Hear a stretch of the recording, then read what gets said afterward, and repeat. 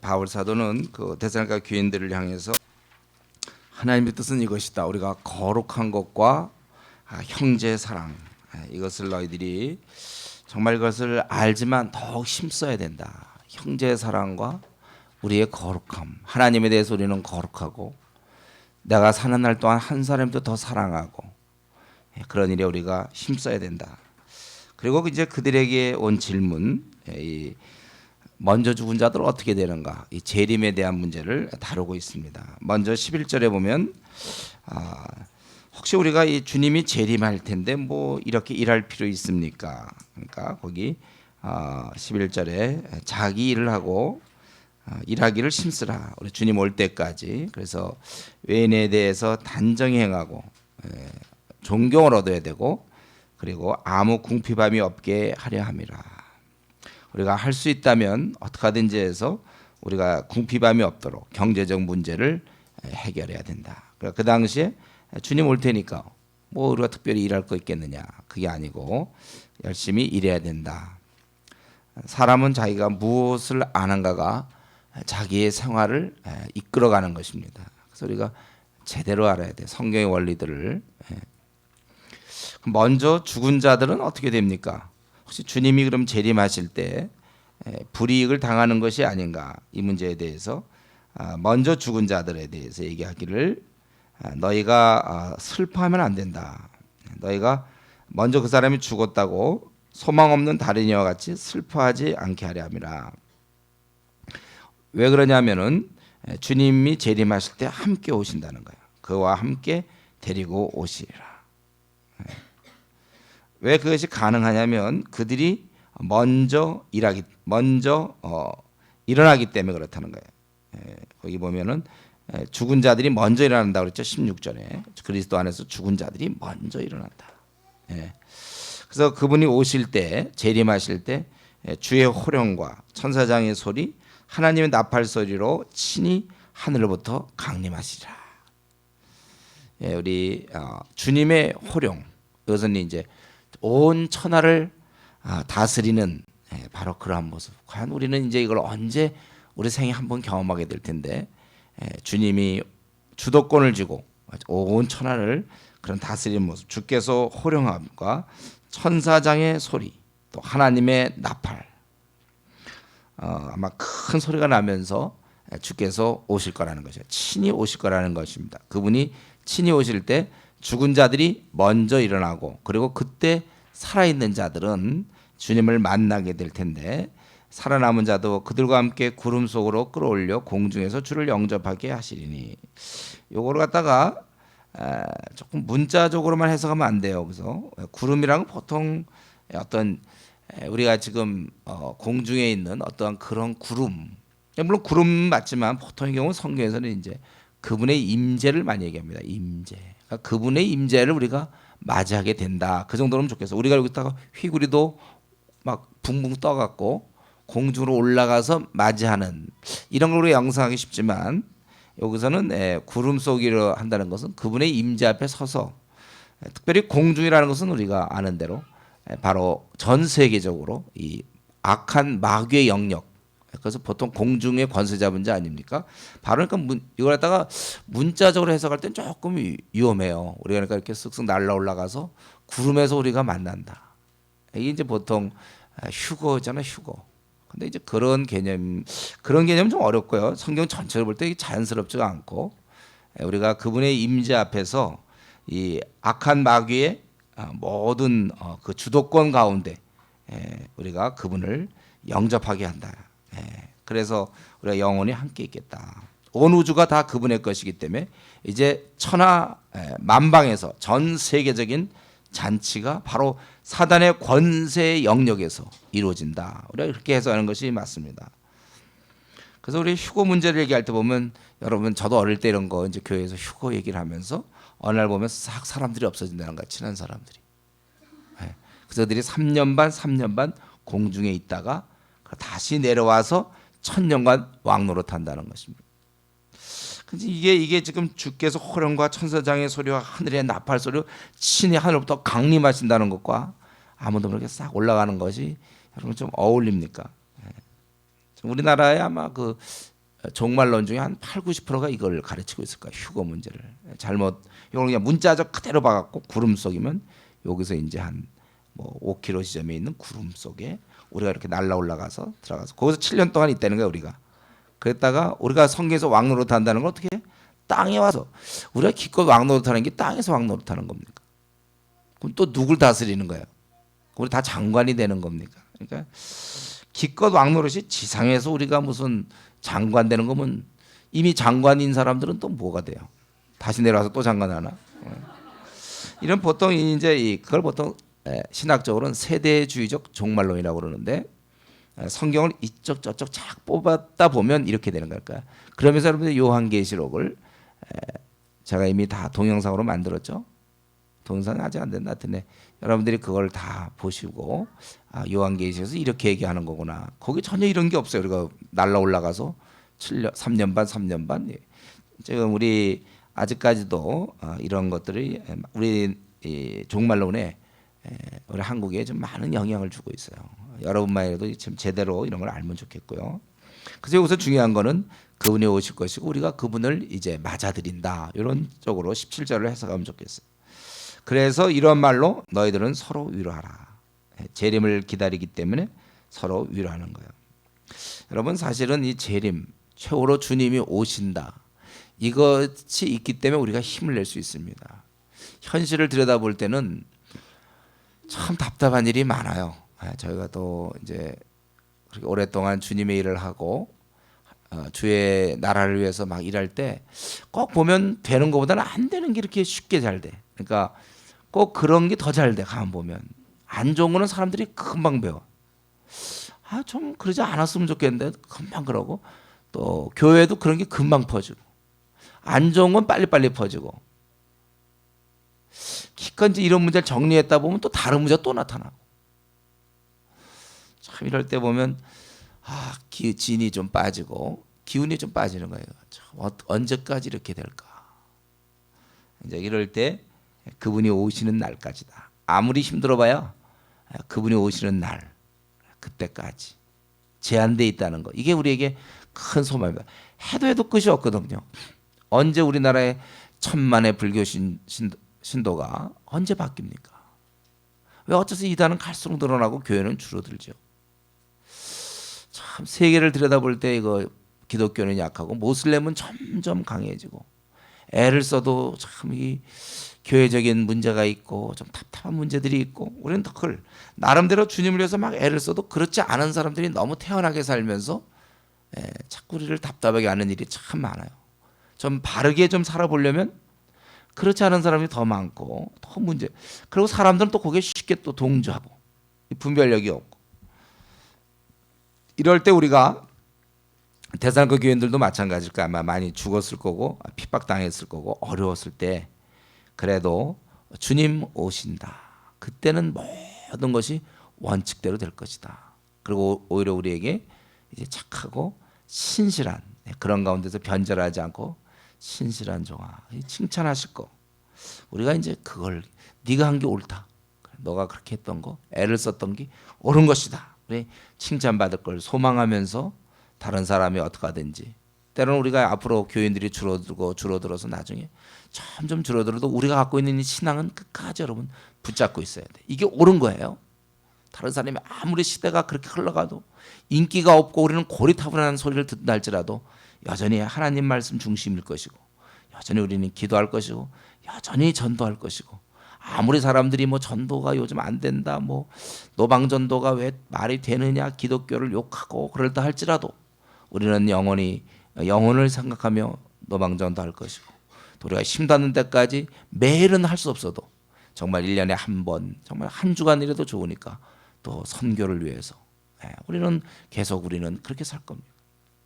다른 사람이 뭐라고 하더라도 우리는 이제 그분을 만날 때 칭찬 드릴 것을 생각하면서 주님이 오실 것이라는 거예요. 그러므로 이런 말로 서로 위로하고 그래서 이 주 안에서 먼저 죽은 자들 때로 순교도 될 수 있겠고 먼저 죽은 자들 뭐 이런 것에 대해서도 우리가 괜찮다. 슬퍼하지 말자.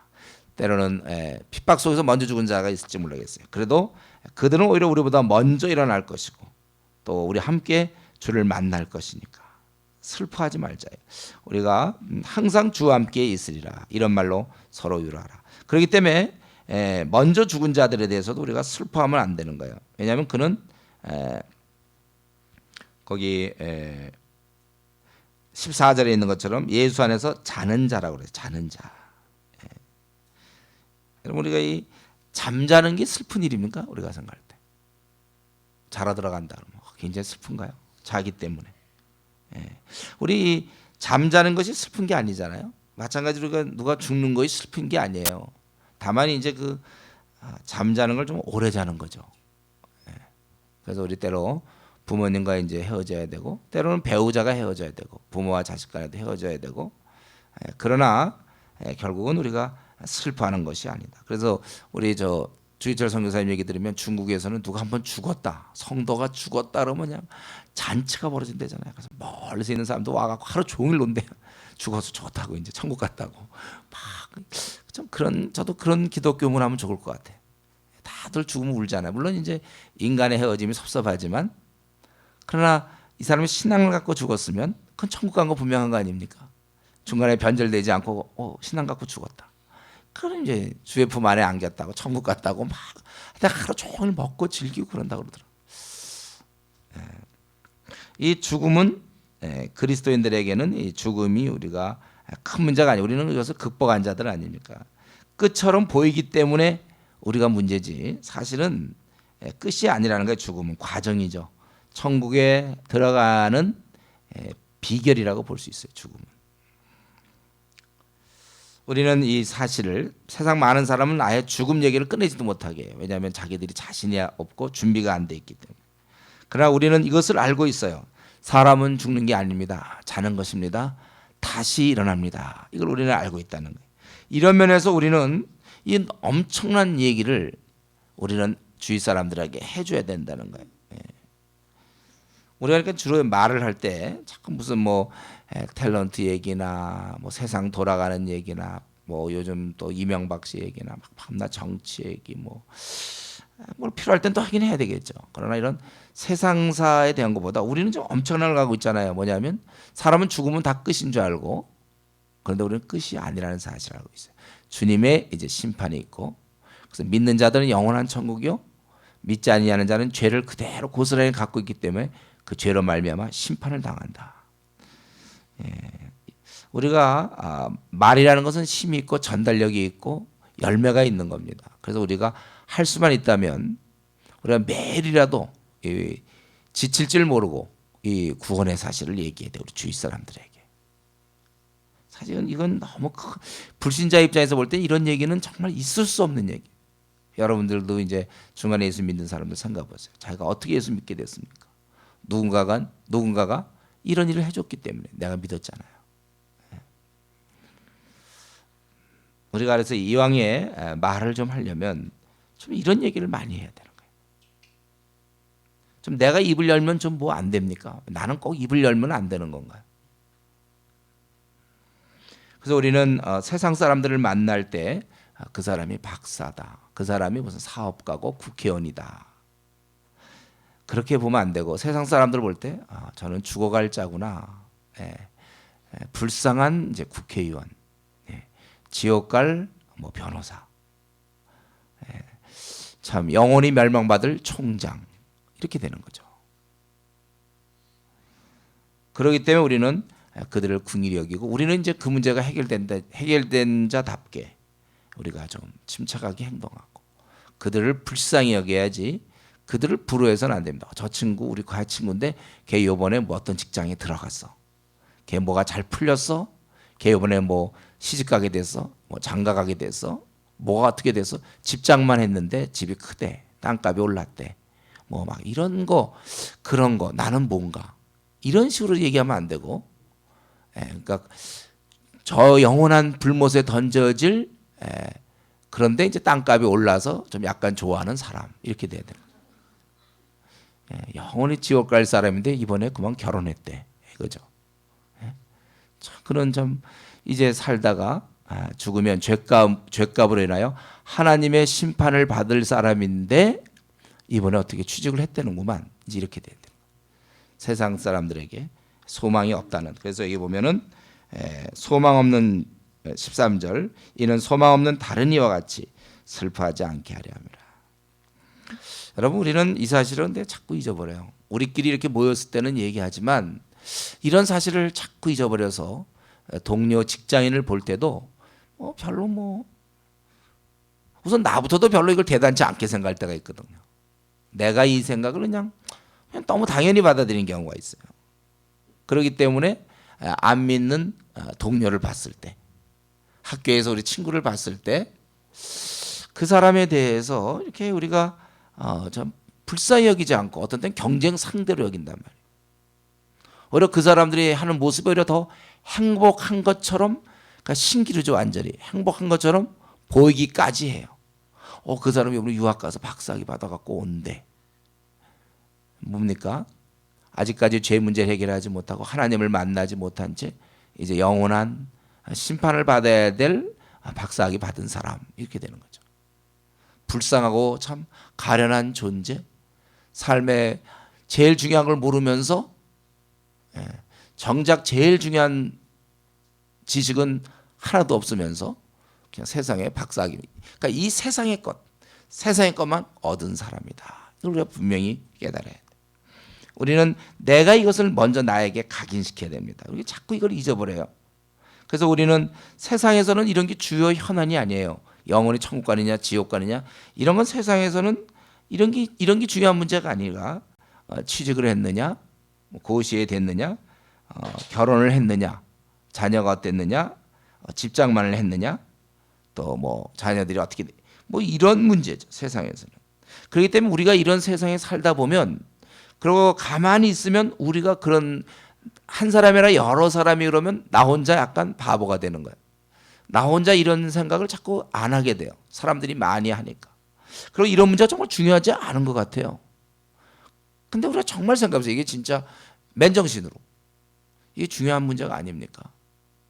이 땅에서 내가 70년짜리 요거 살다가 그 다음에 7천억만 년도 더 되는 그 어마어마한 삶 속에서 영원한 천국 가는 사람과 영원히 타는 불못에서 고통받는 사람의 이 차이.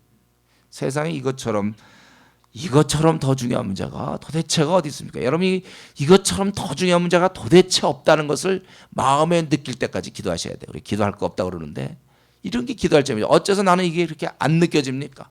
우리 가족이 아직 예수님도 안 믿어도 나는 그냥 괜찮아, 이상하게. 가족이 예수님을 안 믿는데도. 그리고 나는 우리 직장에 가서 우리 동료를 볼 때나 이런 사람 볼 때도 전혀 나에게는 그런 감정이 없어. 내가 죽어 있는 거 아닌가요? 내가 죽어 있는 거예요. 영적으로 내가 오늘 이 말씀에 있는 것처럼 우리는 이러한 지금 주께서 호령과 천사장의 소리와 하나님의 나팔 소리로 친히 하늘로부터 강림하시리니 그날이 있음을 우리가 알고 있는 사람으로서 우리도 어느새 세상에 그냥 물들어 버리는 거예요. 세상에서 이런 게 중요한 문제가 아니라니까요. 세상에서 취직 문제가 제일 중요해요. 요즘은 워낙 이 100만인 넘어가는 실업 시대, 연봉이 요즘은 중요해요. 세상에서는. 그러나 이제는 그 문제가 옛날엔 중요했어요. 사실 우리도. 그러나 이제 이 문제는 더 이상 중요한 문제는 아닙니다. 우리에게 중요한 문제는 내 영혼이 어떻게 하나님을 온전히 만나며 내 주위의 가족과 친구들이 그분 앞에 구원을 받을까. 그걸 우리가 진짜 중요한 문제는 바로 이런 문제죠. 그렇기 때문에 우리는 이것을 자꾸 나에게 각인시켜야 되고, 오늘도 여러분 기도할 때 정말 하나님 나에게 왜 이런 깨달음과 이러한 느낌이 이렇게 없습니까? 정말 나는 이런 느낌이 없다. 한번 환상 중에라도 지옥에 한번 갔다 오든지. 도대체 지옥이 얼마나 처참한 것이고, 아니면 환상 중에 천국에도 한번 갔다 와서 천국이 얼마나 아름답고 귀한 것인지 좀 보게 해달라든지. 좀 우리는 이러한 기도를 좀 해야 될까, 하나님께.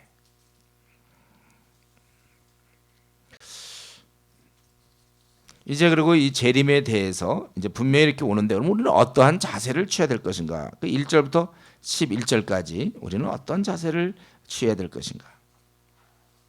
이 재림에 대해서 이제 크게 이렇죠. 사람들이 관심이 없어서 문제야. 관심이 없어. 또 반면에 어떤 경우는 관심이 너무 많아가지고 주로 엉뚱한 방향으로 언제 오냐 그거죠. 언제 오냐. 이 두 가지예요. 관심이 없어서 참 문제고, 또 어떤 사람은 너무 관심이 있어서 참 좋은데 그러면 언제쯤 오느냐. 언제 오느냐. 2015년이냐. 17년쯤에 오느냐. 자기 이런 막 계산해 가지고.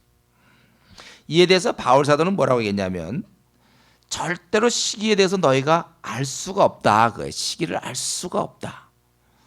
형제들아 때와 시기에 관해 너에게 쓸 것이 없으면 주의 날이 밤에 도둑같이 임할 줄을 너희 자신이 자세히 알기 때문이다. 도적같이 임하기 때문에 시기는 알 수 없는데 그러나 3절에 반드시 오긴 온다는 거예요. 우리 임신한 여자에게 해산의 고통이 이른 것 같이 멸망이 갑자기 그들에게 이르니 결코 피하지 못한다. 이 임신한 여자는 반드시 언제인지 모르지만 요즘은 이제 많이 과학이 발달돼서 이제 언제 이렇게 좀 날짜도 하지만 해산의 알 수는 없지만 우리 분명히 그에게는 이제 해산의 고통, 즉 애를 낳을 때가 오는 거잖아요. 그건 분명해요. 예. 그런 것처럼 시기는 알 수 없지만 오기는 반드시 온다. 여러분은 어떻게 생각하세요, 여러분들? 여러분 자기가 좀 살아 있을 때 좀 주님이 올 것 같습니까, 여러분? 여러분들 어때요? 여러분들은 내가 살아 있는데 혹시 오는 거 아닌가 이런 생각해요? 내가 죽은 다음에 올 것 같습니까? 여러분들은 어떤 생각하는지 모르겠어요. 대부분 이 깨어 있는 성도들은 이렇게 생각해요. 자기가 살아 있을 때 올 거라고 생각해요. 저도 좀 그런 생각을 하거든. 주님이 오실 것 같아. 그래서 시기는 알 수 없지만 해상 고통이 분명하듯이 반드시 온다는 거예요. 그래서 원래 우리는 그렇다고 해서 이 도적같이 아무 준비 없이 맞이하는 게 아니라, 그러나 4절에 우리는 세상 사람들과 달리 우리는 어둠에 있지 않기 때문에, 즉 준비되어 있기 때문에 도적처럼 임하지 아니할 것이다. 갑자기 오는 것은 사실이지만 자고 있지 아니하면 우리는 그분을 맞이할 준비가 돼 있다는 거, 아무 문제가 없다는 거예요. 그렇기 때문에 우리는 다 빛의 아들이요 낮의 아들이라 우리가 밤이나 어둠에 속하지 아니하니 그러므로 6절에 우리는 다른 이들과 같이 자지 말고 오직 깨어 정신을 차리자라. 정신을 차린다는 건 근신해라. 깨어 있으라 이거죠. 깨어 있어야 돼. 자는 자들은 밤에 자고 취하는 자들은 밤에 취하되 우리는 정신을 차려서, 우리는 밤에 낮에 속하였으니 정신을 차리고 근신해서 믿음과 사랑의 호심경이 흉배, 전쟁의 남역의 갑옷 같은 거 앞에를 막지 않습니까? 그런 걸로 믿음과 사랑의 호심경을 붙이고 그리고 구원의 소망의 투구를 쓰자. 우리가 이러한 구원의 소망 그런 걸 늘 생각하면서 믿음과 사랑의 그러한 정신을 갖고 우리가 살아가야 된다는 거예요. 근데 여기서 굳이 호신경 흉배를 붙이고 투구를 쓰자, 이 전투로 표현했습니까? 깨어 있는 게 얼마나 어려운지 전투와 마찬가지. 전투. 우리는 가만 보면 지금 멀쩡한 날이 하루 이틀도 아니고, 주님이 예를 들면 요번 한 8월에 오시겠다고 확실히 약속돼 있다면 우리는 다 깨어 있을 거예요. 근데 이 정신 차리기가 참 어려워요. 그러니까 지금도 아직도 교회를 다니지만 때가 되면 나도 이제 주님께 순종하겠다 그 얘기하는 거예요. 때가 되면 나도 주님께 헌신하겠고 지금은 아직 아니다. 이게 왜 그렇습니까? 아직 이 사람이 정신 못 차리고 있다는 거죠. 정신 차리는 거, 이 근시라는 거. 여러분 우리가 그런 거 있잖아요. 여러분 경험에 잘 이렇게 좀 공부 안 하다도 고3 딱 됐을 때, 아니면 고2 이제 선배들 딱 보내고 났을 때, 아이고 이제 나도 고3 되는구나. 그러다 이제 또 여러분 되면 놀지만 그래도 처음 됐을 때 막 그런 약간 긴장하는 거 있잖아요. 그 긴장하는 거, 이게 보통 일이 아니라는 거예요. 긴장하는 거. 이것이 싸움으로 표현될 정도로 이 깨어 있는 게 이렇게 어려워요. 그리고 우리 막연히 올해는 안 오겠지 이런 식으로. 오늘은 안 올 거니까. 그렇게 오늘 하다 보면 우린 깨어 있지 않고 오히려 세상에 취하여 살게 되는 거예요. 세상의 그런 관점으로 살게 되고, 그래서 세상에서 1000년 살 것처럼 세상의 것을 이제 아주 어떻게든지 붙잡으려고, 세상에서 줄 수 있는 거 꼭꼭 붙잡으려고 우리가 노력하고 취해 있는 것입니다. 세상에 또 재미에 취할 수 있어요.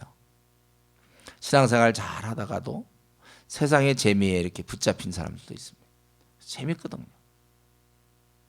그럼 이제 쭉 가는 거죠.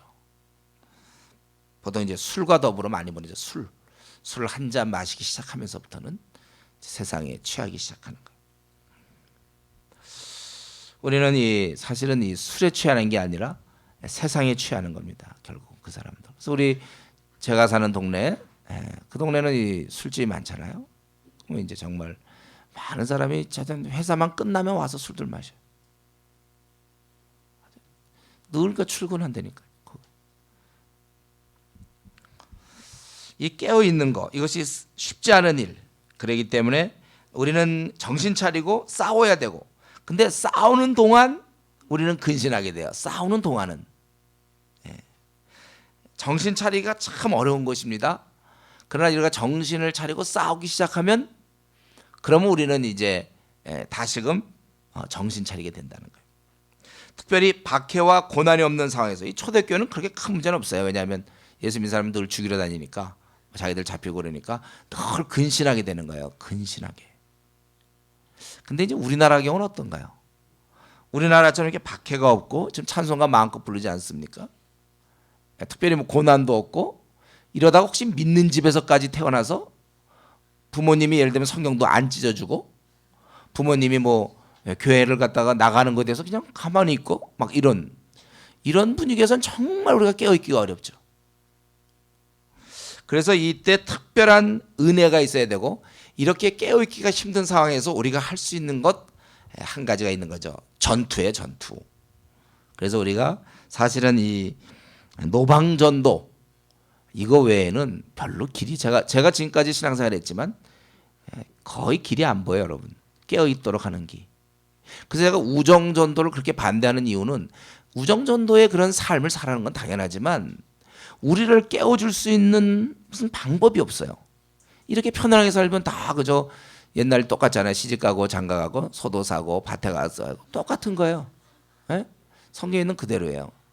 그냥 자기 그저 일, 자기 일에 그냥 우리는, 내게 적당한 싸움이 없으면 그냥 내 일에 빠지게 돼 있어요. 내가 이 싸움을 해야 이 균형을 잡아가는데, 이 한쪽이 없어져 버리면 그냥 나는 그럼 내 앞날 또 다시 그렇게 어렵게 마련했던 다른 사람을 돌보며 사는 삶이 축소되고, 자기 앞날, 자기 문제, 자연스럽게 시간을 글로 쓰면 글로 가는 거예요. 시간을 그렇게 쓰니까 가는 거예요. 저는 그래서 이 한국의 지금 21세기 한국의 상황에서 여러분이 고난받는 길, 이렇게 우리가 깨어 있는 길은, 깨어 있으려면 그거는 박해, 고난 외에는 없다. 그래서 혹시 집에서 신앙을 반대해주고 교회 가는 걸 핍박해주고, 혹시 그러면 그건 여러분이 깨어 있을 수 있어요. 물론 이제 거기서 이렇게 위축당하는 수가 있죠. 그래서 이게 오히려 눌려가지고 교회도 제대로 못 나가고 이제 이러면 그건 문제지만, 그걸 이제 이기고 나가는 사람들은 깨어 있게 되는 거예요. 제가 이전에도 한번 얘기했지만, 이전에 제가 우리 대학생 시절에 우리 어떤 형제 같은 동역자는 그 아버지가 그렇게 때려, 교회 나가면. 이 친구는 맞으면서 신앙생활하는 거예요. 아버지가 상이 다 벗기고, 한번 얘기했죠, 제가. 이 벨트로 두개 피 막 나고, 이 친구 맞으면서 그래도 나는 주님을 버릴 수 없습니다, 이런 소리 하면서 지금 어디 이제 교수로 있는데 맞으면서 그러는 거예요. 이런 사람이 어떻게 될까요? 이런 사람이 교회 와서 좀 놀다가 저도 때가 되면 주를 섬기자, 이런 소리 하겠습니까? 이제 대학 시절에 예수 믿었는데, 대학 시절에 예수 믿고 이게 참 진리인 걸 깨닫고 나서부터는 흔들림이 없고, 아버지가 막 때리고, 이걸로 정말 허리띠로 막 가죽띠로 때리지만 피자국 마구마구 피 나면서도 자기는 주님을 버릴 수 없습니다. 원래 좀 이렇게 살아야 되는 거예요.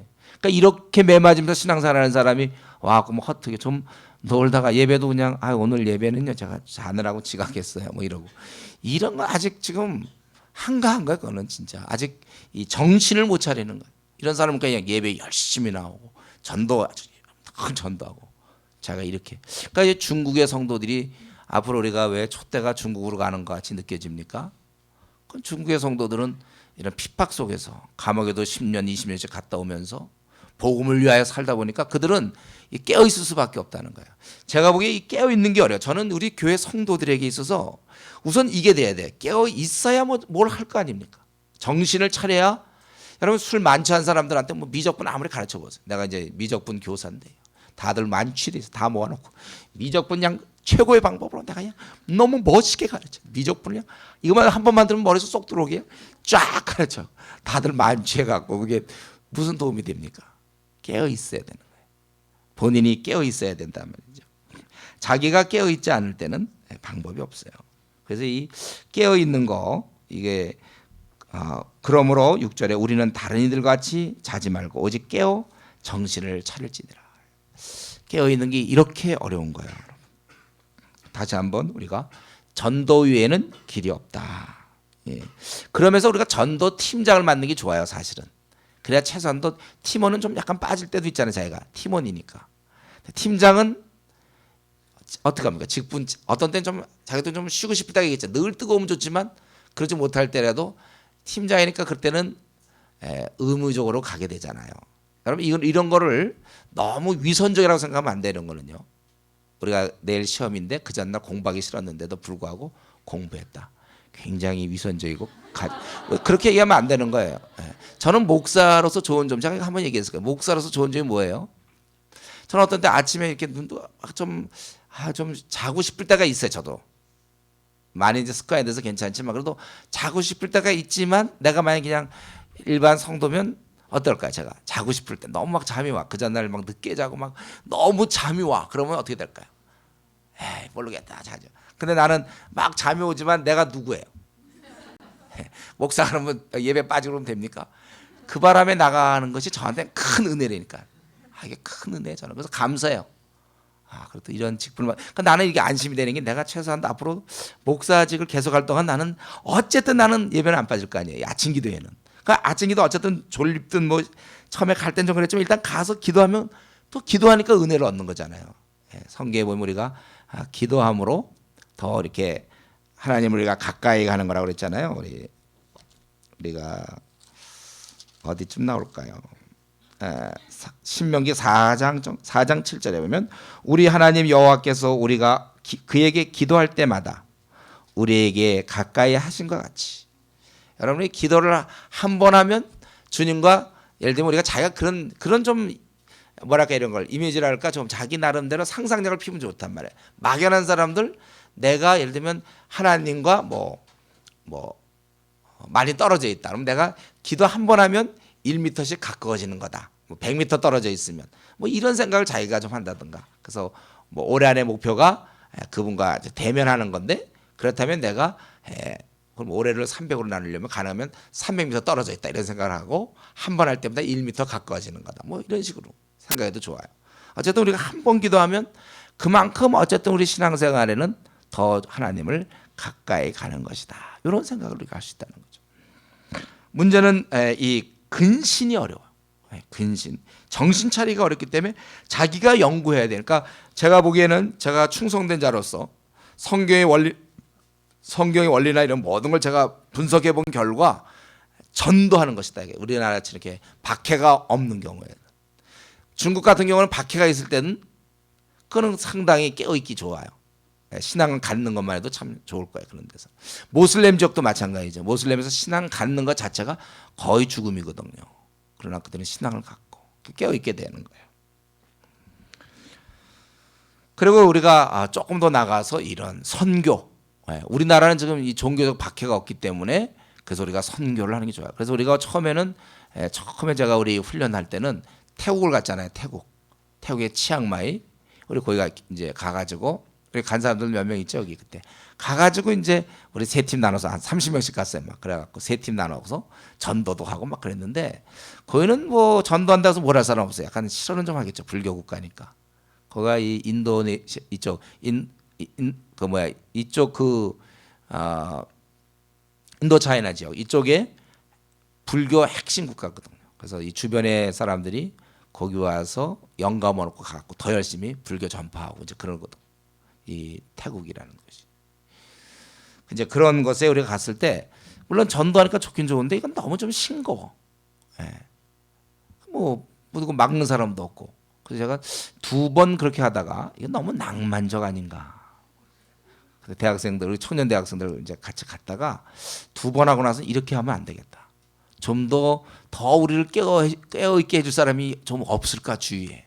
도움을 구했는데 중국 공안들이 딱 버티고 있더라고요. 저 사람들이다. 저들이 우리를 깨워주겠구나. 그래서 우리가 그다음부터 중국으로 방향을 돌린 거예요. 그냥 흥미진진하잖아요. 그래서 처음에 여러분 상남니까 처음에 간 분들 처음에 갈 때 그냥 중국 가자 그러면 사람들이 좀 약간 낭만적으로 왠지 해외 여행도 하고 좀 그럴 수 있잖아요. 그래서 그때 누구나 다 성경을 넣고 들어가는 거잖아요. 성경 들고 들어가다가 걸리면 위험할 수 있지만 그래도 성경. 그래서 물론 선교사님 요청해서 우리가 성경 들고 가기도 했지만 요청 안 해도 제가 그냥 성경 가져가라 그랬어요. 그래서 한 사람당 6권씩 까는 거야. 그러니까 그리고 거기다가 이제 기독교 서적도 갖고 들어가고.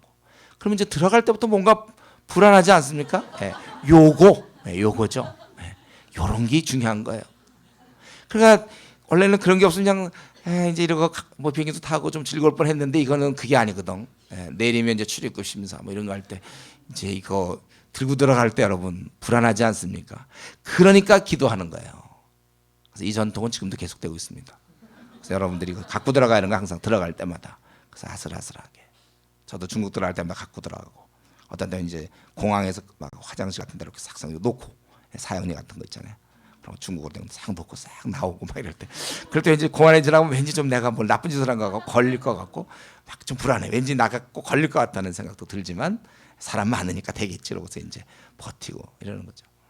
그런 것들이 또 한 번에 우리를 자극시켜줘요. 그래서 우리가 저는 이 정신 차리는 거 올라가지 한국 상황에서 웬만큼 먹고 사는 거 이런 데서 무슨 정신을 차릴 수 있겠습니까? 정신 차리겠어요 정말 이런 데서? 부모님이 특별히 불신자로서 그것도 그냥 뭐 너는 너대로 교회다가 나는 나대로 뭐 믿겠다 이 정도 말고 그냥 부모가 아주 악착같이 막 정말 아까 얘기했지만 성경을 찢어주고 막 좀 막 괴롭히고 혹시 그러면 조금 정신 차릴까? 웬만하면 정신 못 차려요. 그러니까 그냥 사람들이 뭐 미국이나 영국이나 다 그냥 하나의 사교적 활동 무대로서의 교회. 여기 있는 이런 깨어 있는 거와는 너무 다른 거예요.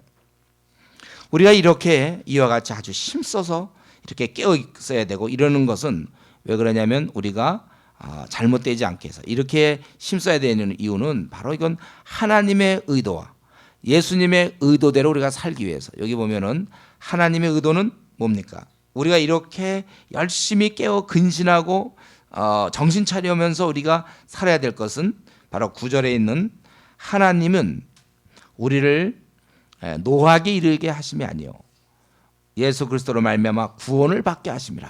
여기서 이제 구원을 받게 하심이라는 것은 계속적으로 우리가 최종적인 그런 것. 그렇기 때문에 우리는 깨어 있어야 돼. 하나님이 우리가 예수 그리스도로 말미암아 구원을 받게 하심이라. 최종적인 완성.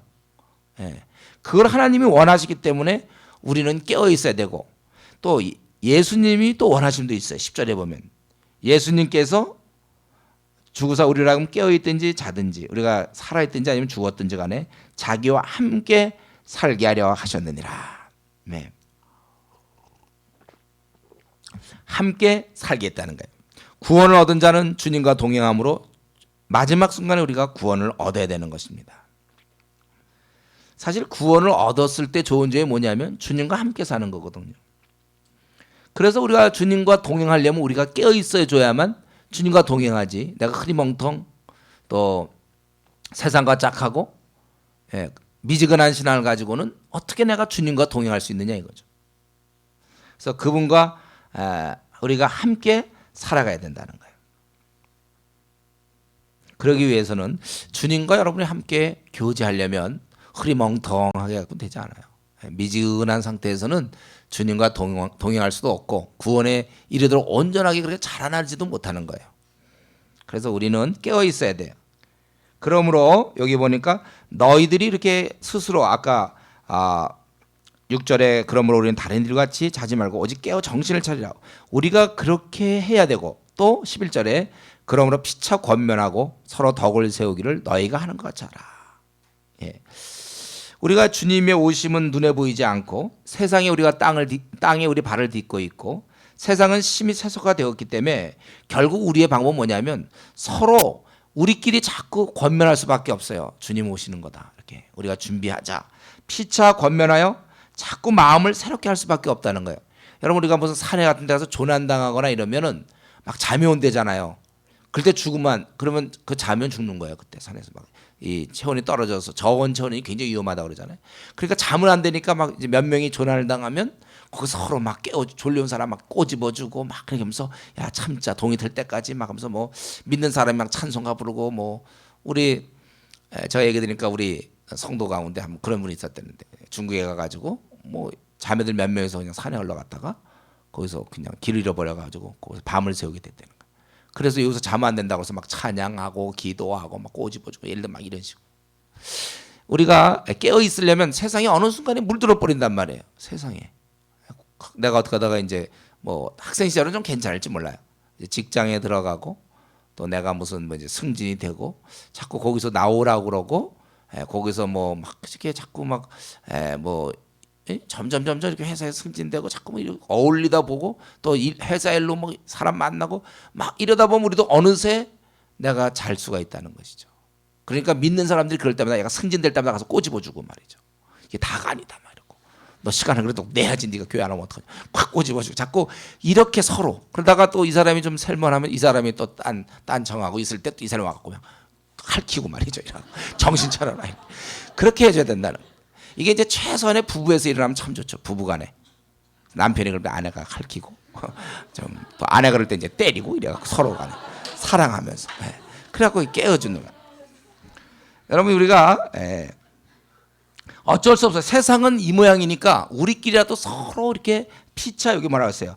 피차 권면하고 서로 덕을 세우기를 너희가 이렇게 하는 것 같이 하라. 그래서 사실은 우리가 왜 내가 신앙생활을 잘해야 됩니까? 다른 사람을 위해서 그러는 거예요. 어떻게 보면 신앙생활 잘하는 것조차도 결국 남을 위해서 우리가 또 하는지도 모르겠어요. 그렇기 때문에 우리는 이 시간에 다시 한번 생각해야 돼요. 우리는 서로에게 너무나 중요한 존재예요. 우리는 서로 참 중요해. 우리 옆 사람을 한번 잠깐 보고 저를 빨리 보세요. 너무 오래 보면 또 민망하니까. 바로 그 보였던 그 옆 사람이 우리한테 꼭 필요한 사람이니까. 이 사람이 날 꼬집어 줄 사람이고 나를 깨워줄 사람이에요. 그래서 원래 지금 혹시 자는 사람이 좀 꼬집어야 돼요. 그 사람 지금 자면 안 돼. 지금 조난당한 거야 우리 지금. 꼬집어. 막 때려 그냥. 우리가 그래서 우리는 서로에게 너무나 중요한 자입니다. 사실 여러분이 없으면 저의 신앙은 떨어질 수밖에 없어요. 또 여러분의 조언들이 없으면 우리의 신앙은 떨어질 수밖에 없는 거예요. 서로 깨워줄 사람이 없으니까. 그래서 여기 보면은 우리가 알아야 될 것은 본인이 깨어있는 본인의 근심과 형제의 권면 이 두 가지가 너무나 우리에게 중요한 것이다. 우리가 주님과 늘 함께 살기 위해서는 두 가지가 필요한데 본인의 근심과 형제의 권면 이 중에 하나라도 잃으면 너무 우리는 신앙생활하기 어려워요. 아무리 주위에서 그래도 본인이 막 깊이 이렇게 막 자고 있으면 참 힘들잖아요. 또 본인이 깨어 있어도 주위 사람이 도움이 없으면 또 힘든 거예요. 그래서 제가 뭐라 그랬습니까? 여러분 회사에 들어가면 제일 먼저 할 일이 뭐라고 그랬죠? 믿는 신앙인 만나서 차 한 잔 마시면서부터 우리가 회사 생활 시작해야 되는 거예요. 왜냐하면 그 공동체에서 나를 지켜줄 사람이 필요하거든요. 반드시 그거예요. 그렇기 때문에 누가 뭐 목사님 불신자가 결혼하면 안 돼요? 이렇게 묻는 사람들 안 된다 그거죠. 저는 그게 되겠습니까 이게? 지금 그렇지않아도 혼자도 힘든데 여기 아예 자고 있는 사람이 있어. 그렇지않아도 운전할 때도 옆에서 쿨쿨 자면 그렇지않아도 졸리운데 같이 졸립단 말이에요. 나도 지금 막 억지로 깨고 있는데 이 사람이 쿨쿨 잡아요. 졸리운 얘기는 하고. 그러면 이 졸리워지는 거예요. 그래서 우리가 배우자를 그래서 꼭 믿는 사람을 만나야 되는 게 그런 이유죠. 전도하겠다 뭐 안 믿는 사람 결혼해서 전도하면 안 되나요? 전도가 뭐 이렇게 쉬운 줄 알아요. 그 사람 꼭 전도팀에 안 들어가 있는 사람들이 그런 얘기를 안 해봤으니까 쉬운 줄 알지. 가족 전도가 얼마나 어려운데 그래요. 더구나 남편 혹은 아내 아이고 만만합니까? 그게 안 되죠. 그래서 우리는 이 주위 사람을 바라볼 때 이들이 하나님께서 나에게 보내주신 참 귀한 사람들이구나. 그래서 우리가 이 공동체에서 중요한 거예요. 공동체 좀 약간 삐쳤다. 그래서 교회 떠나고 그러면 자기에겐 너무나 마이너스인 거예요. 그래서 우리가 보통 자녀들에게 어른들이 친구 잘 사귀어라, 또 청소년 시절에 친구를 잘 사귀어라. 왜냐하면 영향을 받으니까. 그러나 사실은 우리에게 있어서는 일생 우리는 이 깨어있기 위해서, 정신 차리기 위해서 주위에 좋은 사람, 이런 사람을 많이 만나야 된다는 것입니다.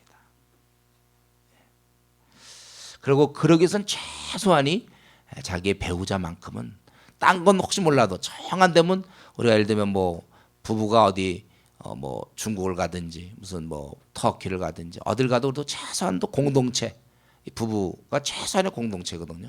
둘만 있으면 그래도 서로를 도와줄 수 있어요. 내가 조난을 당했다 서로 꼬집어 줄 수 있잖아요. 많아서 좋겠죠. 서로 막 돌아가면서 꼬집어주고 할켜주고 이러면 잠을 깰 수는 있어. 그래서 우리가 사실은 잘 이렇게 이 사람들과 같이 지내야 되는 것입니다. 이러면서 한번 생각해 보세요. 여러분, 자기 주위에는 누가 있습니까? 여러분, 자기가 좀 가까이 있는 사람, 같은 자취집에 같이 하숙하는 사람도 좋겠고, 또는 학교에서 늘 만나는 사람일 수도 있겠고, 직장에서 늘 만나는 사람일 수도 있는데, 내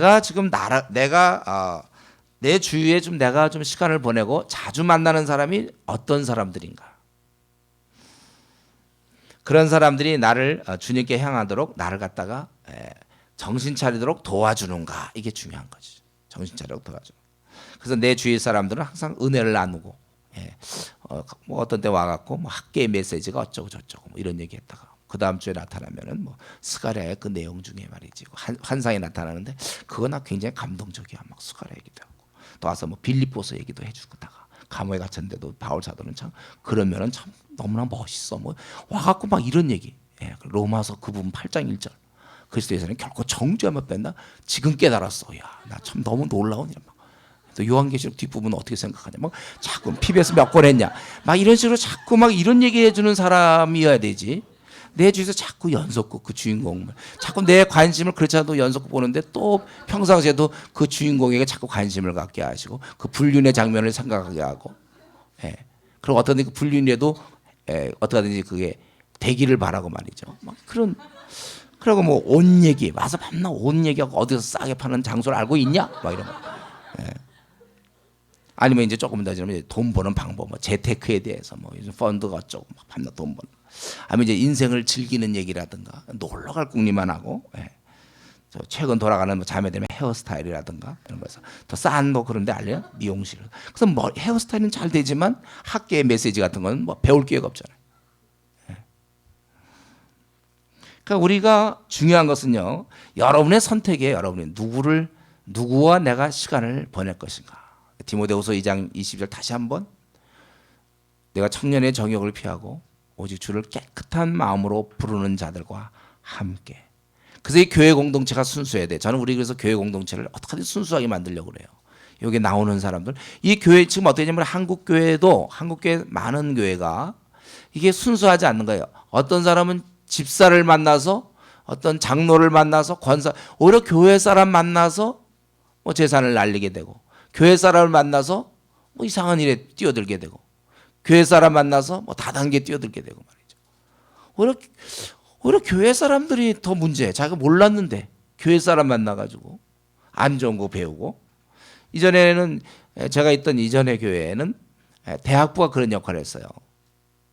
대학부에서 애들이 혼자 있으면 괜찮을 걸 예배만 끝나면 몰려다니는 거야. 동기들 모여가고 이제 술 먹으러도 가고 또 뭐도 하러 가고 이런 식이에요. 친구 만나서 교회 친구랑 같이 술 먹으러 가고. 제가 이 포카를 쳤다고 그랬잖아요. 포카 누구한테 배웠겠습니까? 성가대 지휘자. 성가대 지휘자. 놀러. 제가 이제 잘 아는 형인데, 지금은 안 그럴 거예요. 지금은 신앙이 좋고 어디 무슨 음대 무슨 교수라고 그러던데. 그 형이 되게 재밌더라고. 막 배워주고. 그리고 자기들끼리 또 몇 명이 또 약간 좀 속임도 해가지고 돈 다 잃었어 제가. 그러니까 또 열받아갖고 그다음에 더 따려고 막 이러고. 교회에서 그런 거 배우는 거예요. 예. 우리 웃겼어야 돼. 그때 대학부 모임하면 술 먹고 들어와서 막 있는 거예요. 그래서 술 안 먹은 것처럼 막 싹 기도하는 자고 가만히 자고 있고 눈 감고 있다가 그래서 몰랐죠 술 먹은지. 근데 잠깐 보니까 좀 이따 코를 골아. 그래서 알았지 술 먹고 그런 사람도 있고 하여튼 여러 일이 있어요. 이런 건 잘못된 것이죠. 이런 경우가 분명해져야 되는데. 그래서 여러분 우리는 좋은 신앙인을 내 주위에 많이 이렇게 모아놓으면 모아놓을수록 내 신앙은 좀 안전하는 거예요. 우리가 예를 들면 전쟁 중에 있단 말이에요.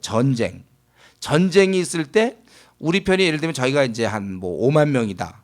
그럴 때 우리는 예를 들면 5명이다. 그러면 너무나 노출되기 쉬운 거 아닙니까? 내가 5만 명 대 5명. 그러면 화살이 주로 어디로 날라오겠어요? 우리 5명 중에 하나인 나도 많이 날라올 거 아니에요. 근데 저희가 5만 명인데 우리 예를 들면 10만 명이다. 그럼 화살이 날라가도 나한테 올 확률이 비교적 적은 거 아닙니까?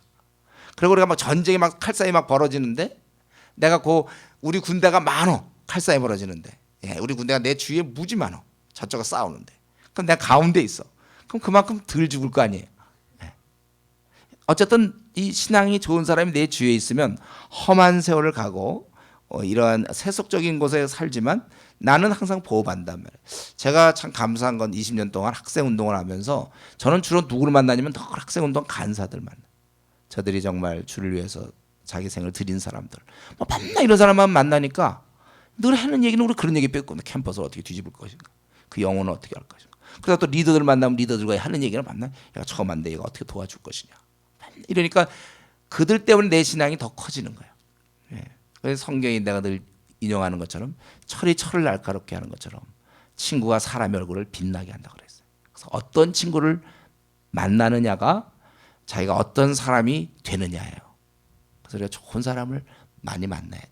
근데 이게 없을 경우 내 주위에 신앙 있는 이 공동체를 떠나고 내가 어떤 뭐 직장을 들어가든지 했을 때 별로 신앙 있는 사람이 없을 때 있어도 그냥 교회만 다니고 주님께 헌신 안 돼 있는 사람이 있을 때 그럴 경우 내 신앙은 이제 떨어질 수밖에 없단 말이에요. 그렇죠. 딸 도와줄 사람이 없으니까 나 혼자 싸워야 되다 보면 에너지를 많이 뺏기는 거예요. 우리끼리 힘을 합하면 되는데. 그러니까 바람이 많이 부는데 장작불이 있다고 합니다. 이 장작불이 많으면 바람이 불어도 계속 탈 수 있지만 한 개, 두 개가 있으면 금방 꺼지는 거예요. 그렇기 때문에 우리는 자꾸 어떻게 하든지 내가 좋은 신앙을 가진 사람을 많이 알수록 안전하다. 그거예요. 안전하고 우리는 주님 제일 중요한 건 뭐냐면 주님과 함께 지내는 게 중요하잖아요. 어쨌든 나는 그 나라에 들어가야 될 것이고 부끄러움 없이 들어가야 돼요. 그래서 이 땅에서는 많은 사람을 이렇게 도움을 얻는 것입니다. 그래서 여기 보면은 그러므로 피차 권면하고 서로 덕을 세우기를 너희가 하는 것 같이 하라. 여기 뭐라고 했습니까? 피차하라고 그랬잖아요. 피차. 아까 나의 도움받을 생각만 하지 말고 그럼 나는 지금 누구를 돕고 있습니까? 지금 누구에게 선한 영향력을 끼치고 있습니까?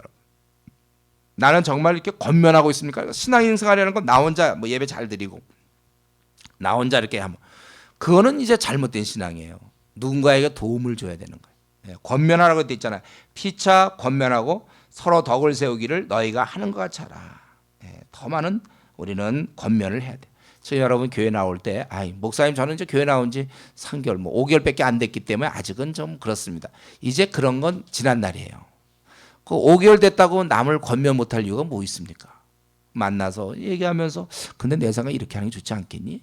할 수 있다니까 3개월이라도 5개월이라도 얼마든지 할 수 있는 거야 우리가. 더 많은 권면을 우리가 힘써야 됩니다. 그러니까 신앙인들은 이렇게 사는 거예요. 이런 제가 지금까지 쭉 얘기하는 게 신앙인은 이렇게 생각한다. 그래서 우리는 아까도 얘기했지만 내가 깨어 있어야 돼요. 내가 깨어 있어야 되고 주위 사람의 권면을 받아야 된다. 그래서 내가 깨어 있기 위해서 필요한 사람은 불신자들이. 그들이 오히려 날 깨워줘요. 공안들이 깨워줘요 나를. 그리고 내가 권면을 받기 위해서는 신자가 필요한 거예요. 결국은 우리가 신자, 불신자 항상 주위 사람 덕에 먹고 사는 우리들입니다. 그리고 이제 이렇게 주님 오시기까지 잘 지낼 것을 권면하고 원래는 끝이에요. 또 여기서 5장 11절에서 끝날 수 있어요. 그런데 바울 사도가 지금 이제 이 쓰면서 뭘 생각하냐면 피차 덕을 세우고 서로에게 잘 이 악한 시대에서 대다수가 지금 주님을 모르고 어둠 가운데 소수의 사람들이 이 주의 오실 것을 알고 있는 사람들끼리는 서로에게 서로 잘 권면할 수 있는 이들을 이 땅에서 지켜줄 공동체를 지금 생각하고 있는 거예요. 그래서 12절부터 15절까지 이 공동체의 삶, 이게 어떤 교회의 모습이죠. 이 땅에서 지켜줄 공동체를 생각하고 있는데, 그래서 먼저 얘기한 게 뭐냐면 그 공동체는 항상 지도자가 있잖아요. 영적 지도자. 그 사람을 귀히 여기라는 거예요.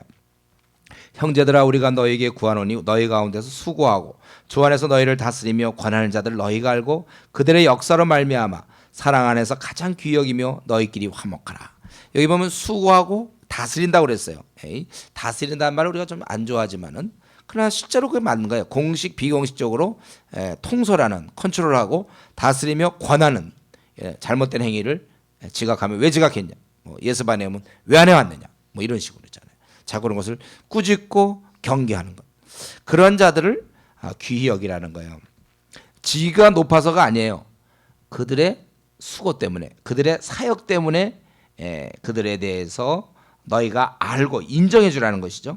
그리고 가장 귀히 여기며 귀히 여기라고 그렇게 얘기했습니다. 이들은 왜냐하면 이 지도자들, 영적 지도자, 공동체 영적 지도자는 많이 짐을 지게 돼요.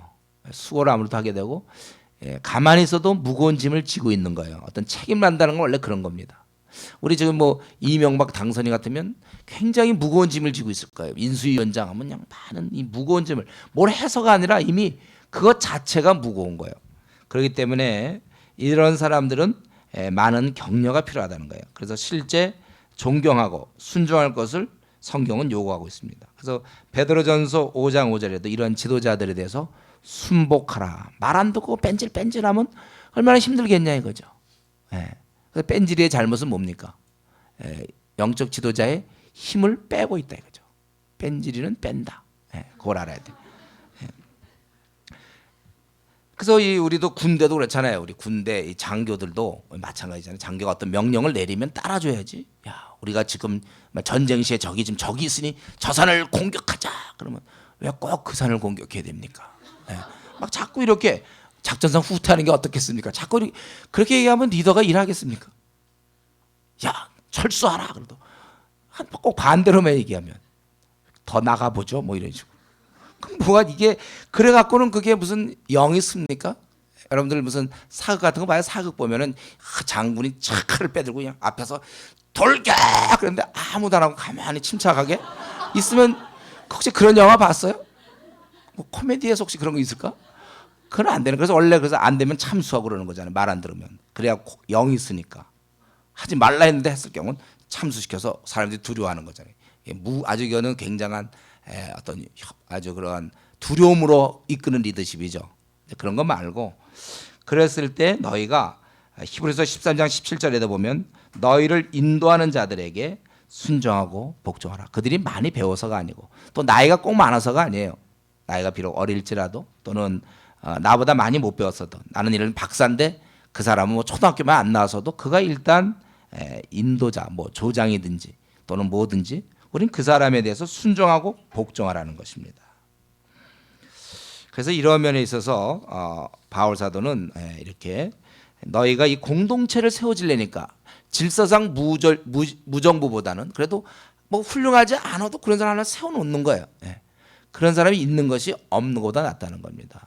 우리 교회마다 보면 이제 대부분 이제 담임 목사가 있어요. 꼭 그 사람이 그 교회에서 제일 훌륭한 사람이 이때 세워집니까? 어떤 때는 부족할 수 있고, 때는 어떤 때는 열정도 떨어질 수 있고, 그렇지만 그도 없는 것보다는 난 거야 항상.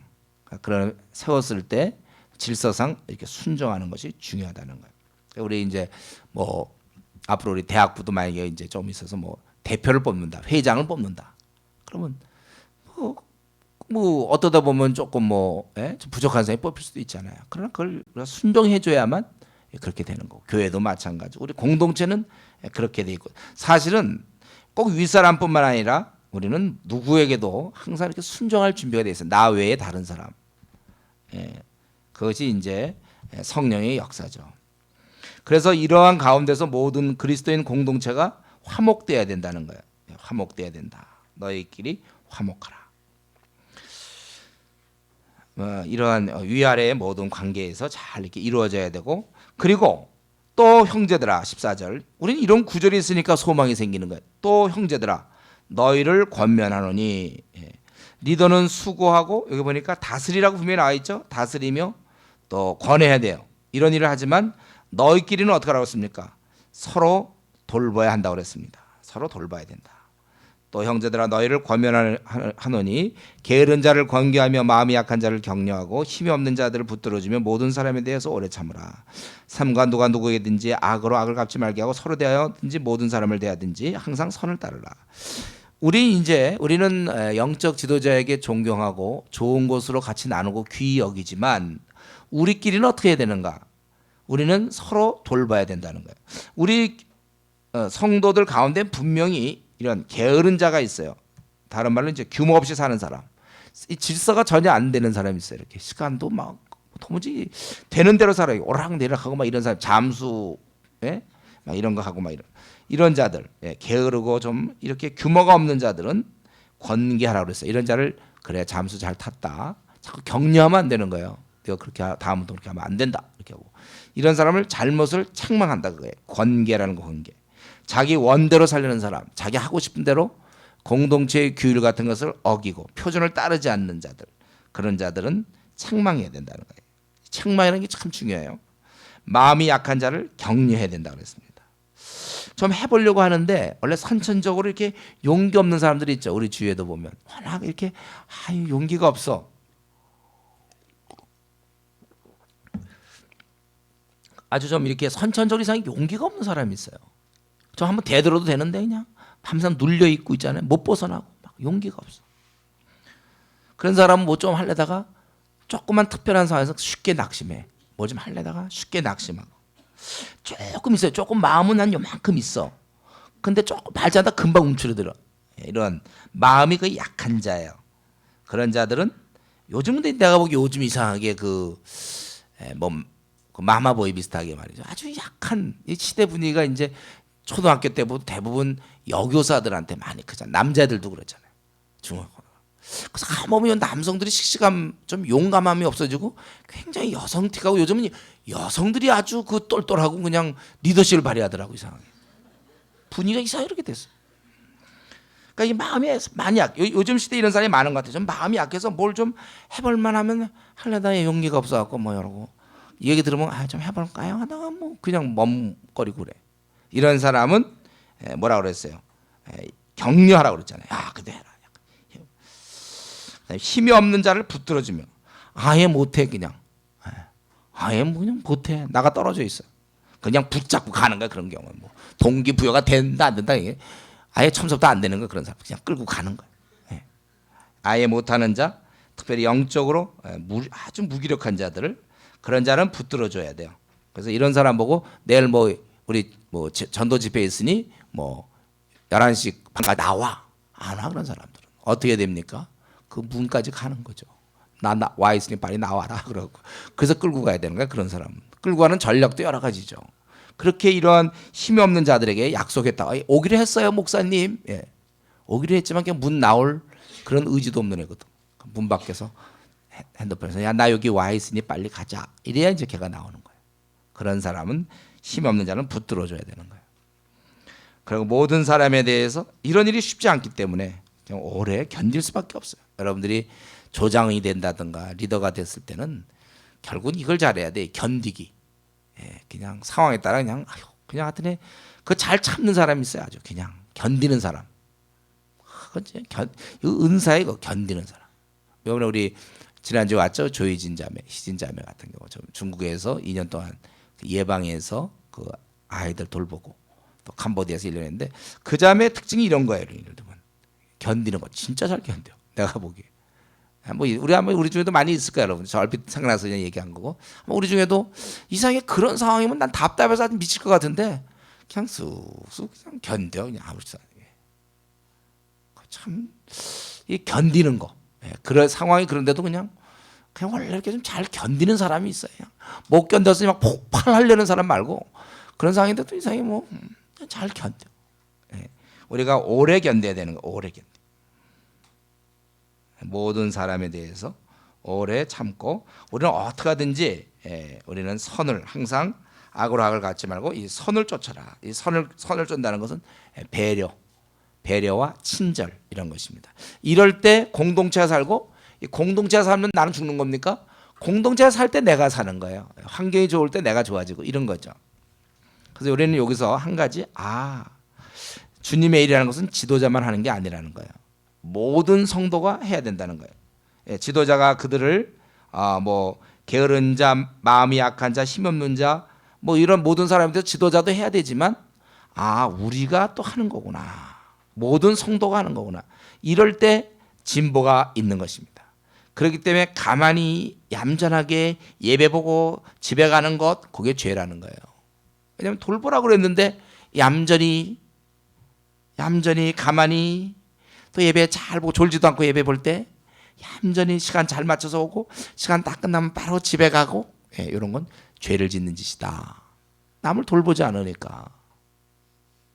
그래서 우리가 PBS 한다는 게 뭐예요? PBS 나눔하는 이유는 왜 예습을 안 해오면 그거 왜 문제가 됩니까? 자기가 깨달은 걸 갖고 피차 가르치고 권면해야 되는데 자기는 안 가르치니까 자기의 책임을 다한 게 아니잖아요. 그래서 예습을 해올 수밖에 없는 거예요. 왜? 다른 사람을 섬기기 위해서. 이게 서로 돌아보는 건 내가 누누이 얘기하지만 이건 우리 대부분 피곤해하는 일이에요. 남을 돌아보는 건 참 힘든 일이에요. 이거는.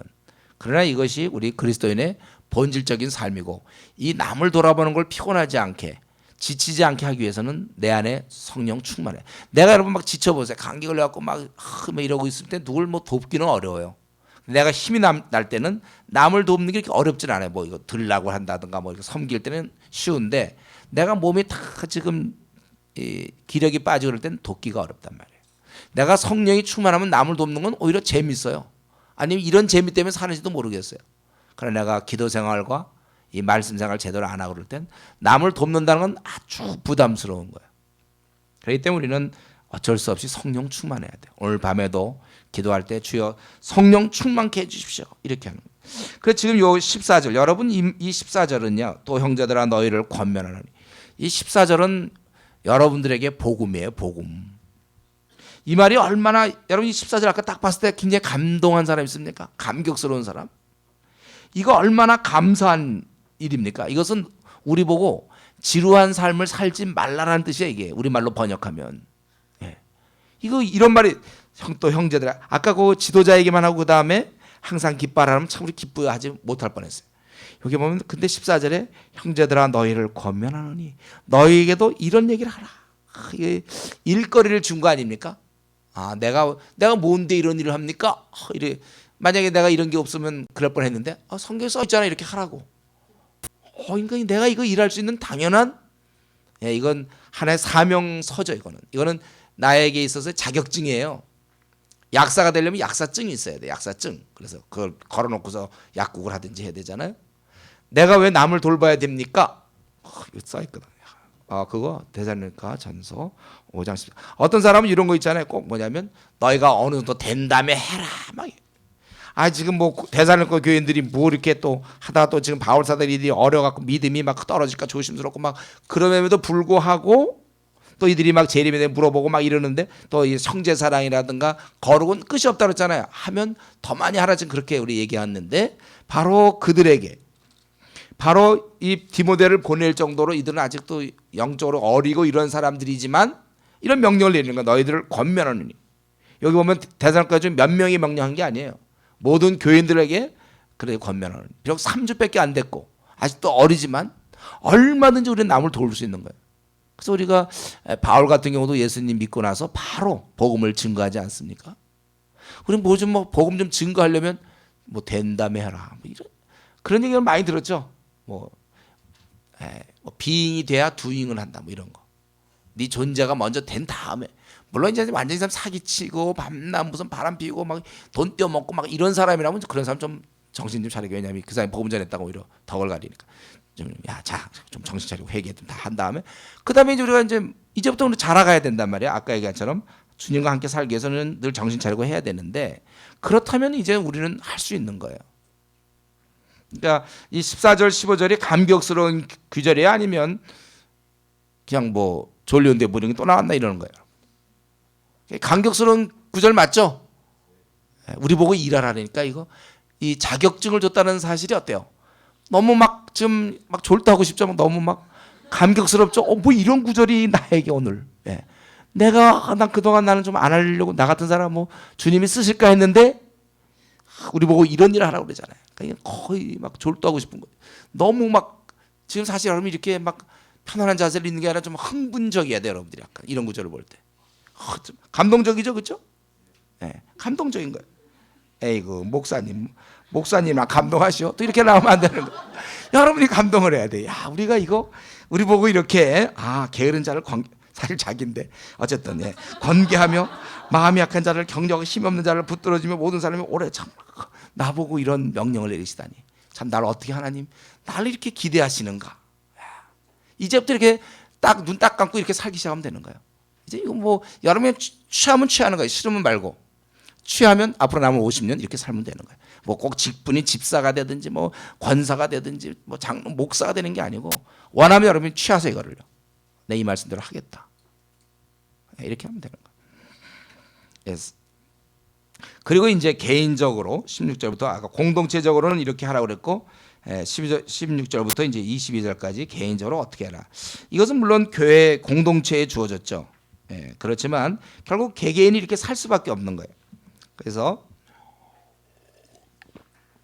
데살로니가 교인들에게 부탁하기를 너희는 항상 기뻐하라 이렇게 됐어요. 다시 한번 얘기하지만 항상 기뻐하라는 거예요. 환경과 별 관계없이 기뻐하는 것입니다. 우리의 기쁨은 주님과의 관계에서 오는 항상 기뻐하는 거예요. 우울한 것은 기독교가 아니라고 그랬어요. 그런 어떤 다른 종교와 어울려요. 우울한 거는. 우울한 건 기독교가 아니에요. 빛나야죠 우리가. 기뻐해야 돼. 근데 신라곤의 땅에서 이렇게 살기 힘들고 오늘날 이렇게 슬픈 일이 많은 땅에서 기뻐한다는 것 이것이야말로 우리 힘이 아니라는 거예요. 이거는 고도의 영성이에요. 이거는요. 크리스찬이 이 기뻐함을 유지할 수 있는 것 이것이 참 대단한 영성. 여러분이 기쁨을 유지할 수 있는 거는 내 신앙생활이 좀 제대로 됐는지 안 됐는지를 확인하는 길입니다. 우울한 거 그건 기독교 아니에요. 우울한 건 도무지 그건 성경과 너무 안 어울려. 우울하다는 거. 여러분이 기독교의 모습에서 우울함이 있습니까? 예수 믿기 전에 우리가 우울했죠. 우울한 건 아니에요. 그래서 이 기쁨. 그래서 오늘 여러분 저녁에 기도할 때, 오늘 저녁에 여러분 기도할 때 좀 이런 말씀을 생각하면서 기도하는 거예요. 그냥 막 생각하지 말고 말씀과 또 뭐 강의와 뭐 이런 것들 생각하고 그동안 이 공부했던 뭐 야고보서부터 쭉 좀 이런 거 생각하면서 야 이거 우울한 게 기독교가 아닌데 나는 정말 기뻐하는 거야. 여기서 보면 근데 그냥 기뻐하라 했으면 좋겠는데 항상 기뻐하라는 걸 볼 때 이건 성령이 주시는 기쁨 아니면 안 된다. 내 안에 성령이 충만할 때 환경과 관계없이 생기는 기쁨. 집안을 생각하거나 내 상황을 생각할 때 나는 우울할 수밖에 없어요. 꽉 막혀 있거든 나는. 앞길이 잘 안 보여. 절망이고 오히려 항상 슬퍼할 수 있어 나는. 그러나 기뻐하라 이렇게 명하실 때는 할 수 있으니까 명하신 거죠. 그러나 이 면에서 우리가 신앙인의 가장 대표적인 속성인지 몰라요. 우리 기독교인. 기뻐하는 사람들. 이 면에서 우리가 성공해야 돼요. 기뻐함. 한번 요거 하나만이라도 여러분 정말 지킬 수 있을까요? 우리가 기뻐하는 거. 아마 우리가 평생 요거 하나만 지켜도 아마 우리는 많은 영향력을 줄 수 있을 거야 사람들한테. 왜 이렇게 기뻐하느냐? 항상 기뻐. 아마 초대교인들이 이랬을 거야. 항상 기뻐. 기뻐해. 상황은 안 좋지만 기뻐하는 것. 그리고 16절에 항상 기뻐하라고 18절에는 범사에 감사하라고 그랬죠. 제가 보기 기뻐하는 거 범사에 감사. 이것도 또 보통 일이 아닌데 그 중간에 쉬지 말고 기도하라고 했어요. 제가 보기엔 요 17절이 16절과 18절을 붙잡아 주는 것 같아요. 우리가 이렇게 항상 기뻐할 수 있는 것도 사실은 기도할 때. 여기서 쉬지 말고 기도하라는 건 그냥 숨도 안 쉬고 막 그냥 밥도 안 먹고 그냥 항상 기도하라? 그건 아니죠. 이렇게 늘 기도하는 마음으로 살아가는 거예요. 항상 하나님과 속으로 대화하고 있고 걸어갈 때나 지하철을 탈 때나 뭐 무슨 문제를 할 때나 항상 이렇게 늘 주님과 내 의식에는 늘 주님이 있어야 돼. 이 기도, 쉬지 말고 기도하라는 얘기는 우리말로 번역하면 뭐예요? 위대한 인물로 살아라, 그 말과 같은 말이에요. 기도 없이는 아무 일도 일어나지 않습니다. 예. 신앙의 위대한 인물들, 뭐 그들은 뭐 제가 보기에 별거 없어요. 신앙의 위대한 인물들을 뭐 특별한 사람 아니에요. 기도한 사람이지, 기도. 그래서 그런 상황에서 기도함으로 그걸 극복했기 때문에 우리가 볼 때 위대하게 어떻게 그럴 수가 있을까? 예, 기도하는 사람들이기 때문에. 그러니까 여기서 쉬지 말고 기도하라는 뜻은 뭐예요? 너 위대한 인물 되라, 그거예요. 예, 쉬지 말고 기도하라. 자신의 부족함 때문에 기도할 수밖에 없고 세상이 엉망진창이기 때문에 기도할 수밖에 없어요. 우리나라를 위해 기도할 수밖에 없고 전 세계를 위해서 기도할 수밖에 없다는 거예요. 그래서 이런 쉬지 말고 기도하라 할 때 즉각적으로 우리가 염두에 둘 건 뭡니까? 바로 이어지는 게 뭐예요? 개인 시간, 개인 기도 시간. 몇 시부터 몇 시까지가 자기의 개인 기도 시간입니까? 이런 거 없이는 이런 말 괜히 해봐야 소용없어요. 자기 삶 속에서 실제로 몇 시부터 몇 시까지가 나의 이 정해진 시간이고 평소에 우리는 늘 하루 종일 기도하는 자세로 살아야 된다는 것이죠. 그래서 뭐 마음대로 하시면 돼요, 여러분이. 내가 한번 귀하게 한번 내 생을 살아보겠다. 내가 지금까지 혹시 못 살았는지 모르지만 내가 좀 보람 있고 내가 후회가 없으며 이 땅에서도 내가 천상의 기쁨을 좀 누리면서 한번 내가 살아봤으면 좋겠다. 그런 사람은 기도할 것이요. 아니 그것보다는 나는 좀 이렇게 무의미하게 좀 살았으면 좋겠다. 무의미하게 살면서 좀 지루하게 좀 보람 없이 좀 우울하게 살면서 근심력 걱정 좀 많이 하면서 좀 한숨 좀 쉬면서 살고 싶다. 혹시 그런 사람이 있다면 좀 꼬이게 내 생을 좀 꼬이게 하고 싶다. 좀 나는 정말 후회로 맨 마지막 죽을 때 한번 내가 이렇게 살고 막 후회를 좀 하고 죽었으면 좋겠다. 예, 그런 사람은요 들쑥날쑥 기도 시간을 가지면 되는 거예요. 예, 그럼 그 삶도 들쑥날쑥이고 후회스럽고 그럼 간단해요. 예, 마음대로 하세요, 여러분. 예, 나는 좀 그렇게 무의미하게 살고 싶다면 그럼 기도 안 하면 되는 거예요. 아주 간단해. 그런 사람이 괜히 기도하면 안 되는 거예요. 나 후회하고 살고 싶은데 좀 꼬이고 난 늘 염려와 근심 좀 하고 살고 싶은데 그런데 기도하면 그건 안 되는 거야. 그러면 그건 망하는 길이에요. 그건. 그런 사람 절대 기도하면 안 돼요, 여러분. 기도는 중요하다까지는 얘기해도 좋아요. 성도들이 기도하면 문제가 다 해결되지. 기도하면 내 앞날의 문제 다 해결되고 나 지금 4박 6일 싸움당해서 답답하지만 기도하면 다 돼. 여기까지는 얘기해도 돼요. 그러나 그 사람이 기도하기 시작하면 그건 상황이 달라지는 거예요. 그럼 그 사람은 이게 더 이상 염려 근심할 수가 없어요. 아니면 기도하되 들쑥날쑥하거나 하루 했다가 이틀 쉬었다가 하는 듯 하는 척하다 안 하고 막 이렇게 나가면 그것도 괜찮아요. 그러나 꾸준히 지속적으로 기도한다면 여러분들 그렇게는 안 된다는 거예요. 그래서 여기 보면은 항상 기뻐하고 쉬지 말고 기도하라고 범사에 감사. 벌써 이게 그냥 말이 아니죠. 범사에 감사라. 좋을 때 감사하는 건 쉽죠. 예, 좋을 때 감사하는 건 쉬워요. 그러나 우리 참 신자는 어떠한 상황에서도 감사할 수 있어야 된다는 것입니다. 그래 우리가 저 축구 같은 거 볼 때도 그렇잖아요. 아주 그 뛰어난 스트라이커 같은 사람도 어때요?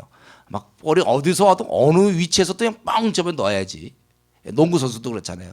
보면 잘하는 사람들은요 어떻게 그거 샥 뚫고 가서 콕콕 넣는지 것. 우리도 또 농구 해봤나요? 예. 그냥 마크가 심한데도 어떻게 샥 가서 넣고 그러니까 이제 그게 잘하는 거죠. 이 선수가 밤낮 그런 얘기하면 어떡합니까? 마크가 심해서 나 못 넣었다.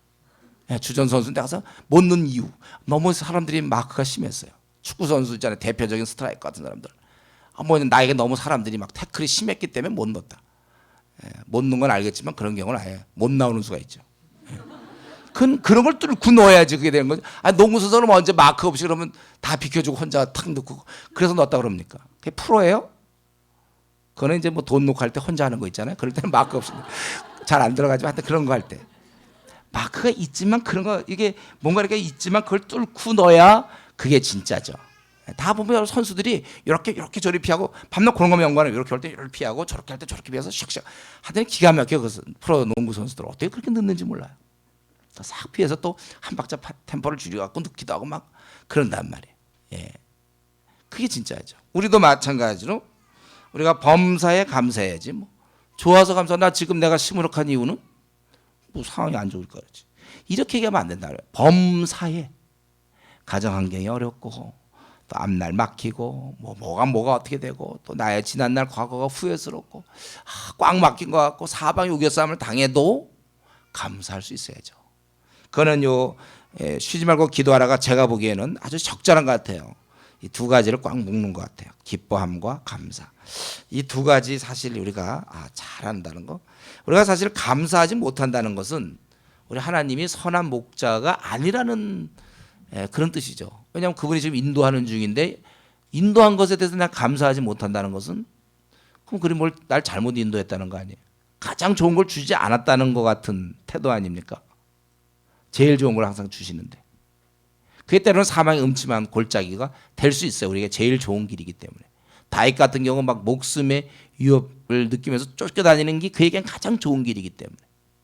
그래서 우리가 그럴 때 막 불평했다면 그건 선한 목자가 아니고 참 우리를 괴롭히는 목자라는 고백이죠. 불평이 있다는 것. 그래서 여러분 불평은요 내 신앙이 허위라는 것을 드러내는 거예요. 불평은. 여기 보면 범사에 감사하라. 왜 하나님 나에게 이런 환경을 주셨습니까? 이런 가정을. 또 나에게 왜 이런 사람을 만나게 했습니까? 왜 이런 여건을 나에게 주셨습니까?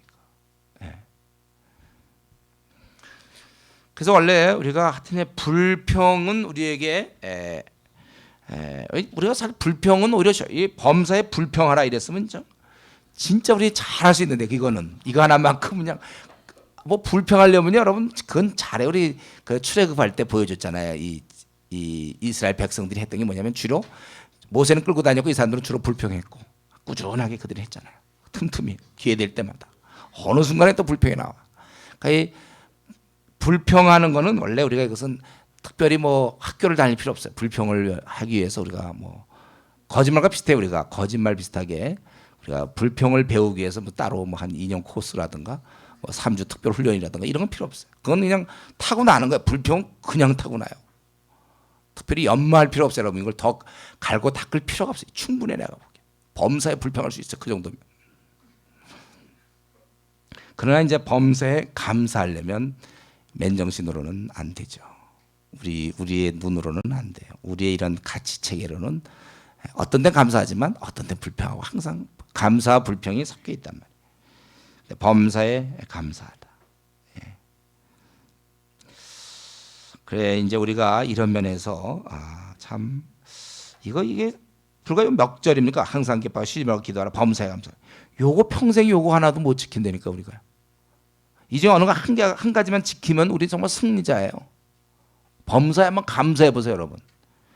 뭐 남편이 무능하다, 아니 뭐 아내가 너무 뭐 지혜롭지 못하다, 무슨 집이 뭐 좁다, 뭐 우리는 가난하다, 또 자녀가 공부를 못한다, 뭐 말을 안 돼, 회사에 일이 많다, 뭐 결혼이 어쩌고 저쩌고, 또 앞날이 어떻게 되고.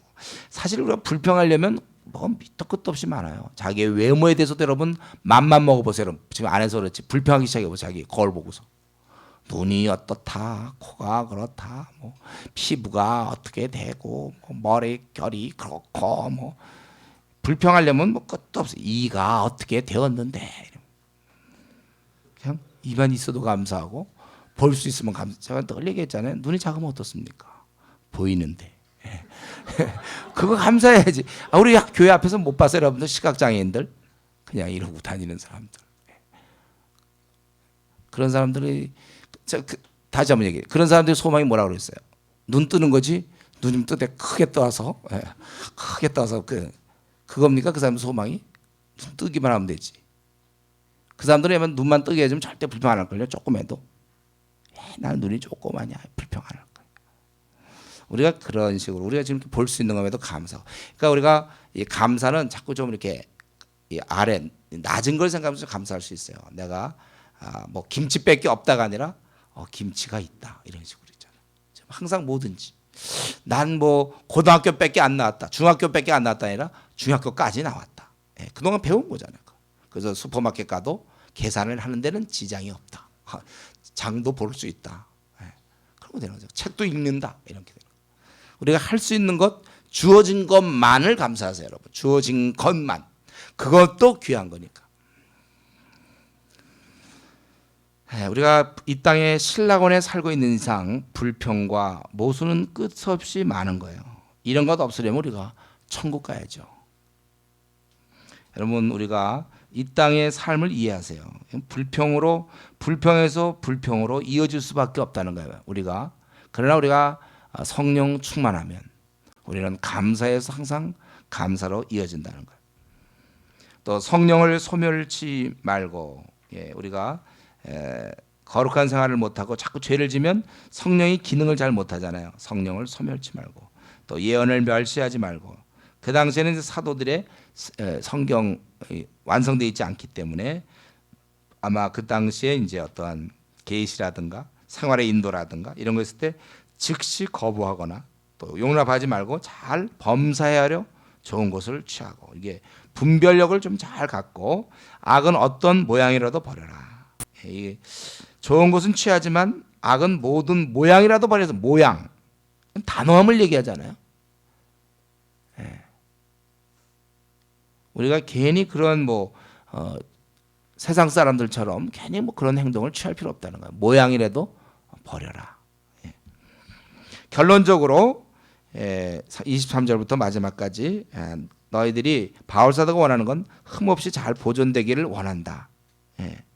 여기 보면 이제 너희의 온 영과 혼과 몸이, 그래서 어떤 사람은 이제 우리 삼분소를 주장하는 사람이 있어요. 우리는 영이 있고 혼이 있고 몸이 있다. 요 구절 갖고 주장하는데 성경 전체에서는 이렇게 나누지 않고 보통 영혼과 몸 이렇게 보통 나누죠. 왜냐하면 우리가 진흙과 생기거든요. 그래서 영혼과 몸이 맞아요. 그래서 어떤 사람이 이게 이제 워치만 니 같은 사람들 3분법으로 계산해 가지고 3분서, 그래서 혼이 뭘 죄를 짓고 어떻게 되고 막 그렇게 복잡하게 성경돼 있지 않습니다.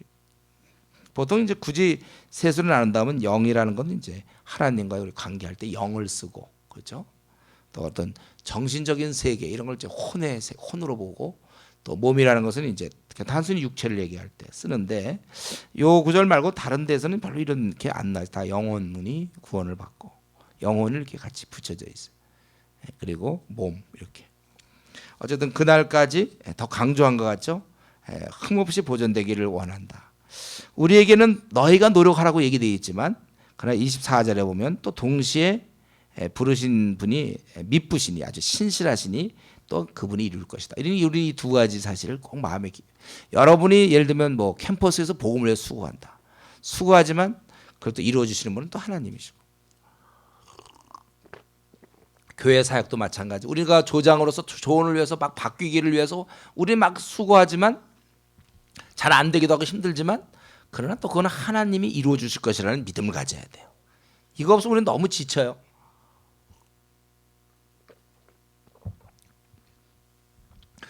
결국 우리는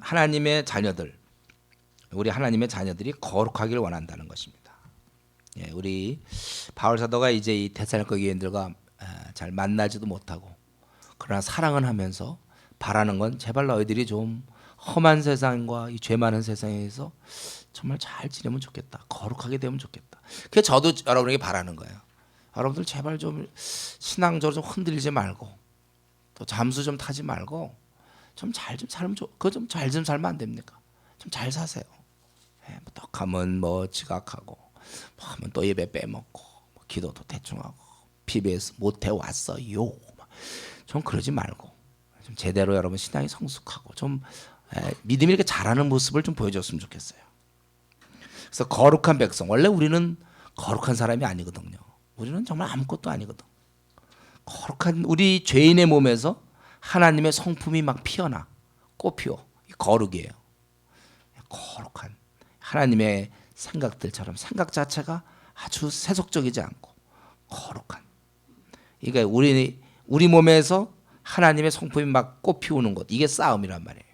날마다 자신을 저 복종시켜서 모든 사람에 대해 친절하고 너그럽고 이해하며 사랑하고 섬기고 내 자신은 손해보고 이러한 삶들, 이것입니다. 우리는 주위 사람과 달라야 돼요. 이게 영적 싸움입니다. 내가 직장이 있더라도 나는 그들과는 정말 나는 다른 사람이구나. 거룩한 사람이구나. 이제 마지막 인사, 26절부터 마지막 이제 25절부터 마지막 인사죠. 거기 보면은 우리의 입을 사용하여 하나님께 기도하고 사람에게 무난하라고 돼 있어요.